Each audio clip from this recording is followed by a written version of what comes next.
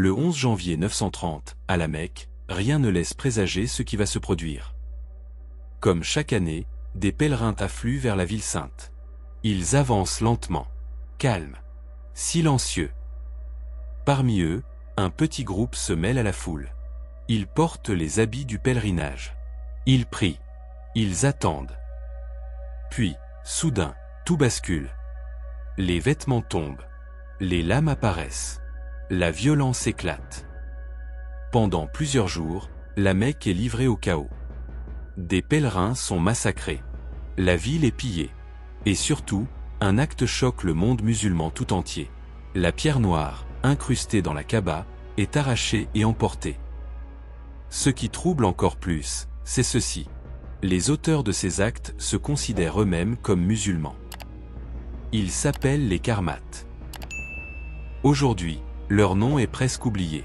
Et pourtant, au Xe siècle, ils ont fait trembler tout l'Orient musulman. Alors une question s'impose. Qui étaient vraiment les Karmates? Comment un groupe presque inconnu a-t-il pu menacer le califat abbasside? Et surtout, pourquoi ont-ils attaqué la Mecque? Pour comprendre, il faut remonter quelques décennies en arrière. À la fin du IXe siècle, le monde musulman est en crise. Le califat abbasside, autrefois tout-puissant, s'affaiblit. Les révoltes se multiplient. Les gouverneurs deviennent autonomes. L'armée impose parfois sa loi au calife lui-même. C'est dans ce contexte qu'émerge un mouvement discret mais déterminé. L'ismaélisme. Les Ismaéliens appartiennent au courant chiite de l'islam. Contrairement aux sunnites, ils accordent une place centrale à l'imam, à la fois guide spirituel et autorité politique. Mais au sein même du chiisme, des divisions apparaissent. Après la mort du sixième imam, une minorité reconnaît Ismaïl, puis son fils, comme héritier légitime. À sa disparition, beaucoup refusent de croire à sa mort. Ils pensent qu'il s'est caché, et qu'il reviendra un jour.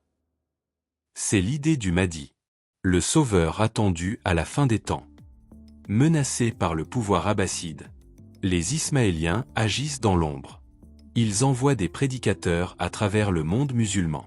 C'est ainsi que naissent les premières communautés karmates. En Irak, puis dans l'est de l'Arabie, un homme joue un rôle clé. Abu Saïd al-Janabi. Charismatique, porteur d'un message messianique, il rallie tribus bédouines et populations locales. Peu à peu, un État se forme, avec pour capitale une oasis, Al-Ahassa. À première vue, cet État semble fragile.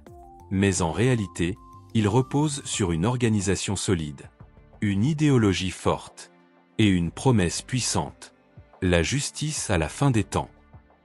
Pendant que le califat abbasside s'enlise dans les crises internes, les Karmates avancent. Ils battent des armées. Ils contrôlent des routes commerciales. Ils attaquent l'Irak. Ils s'approchent dangereusement de Bagdad. Puis vient un tournant.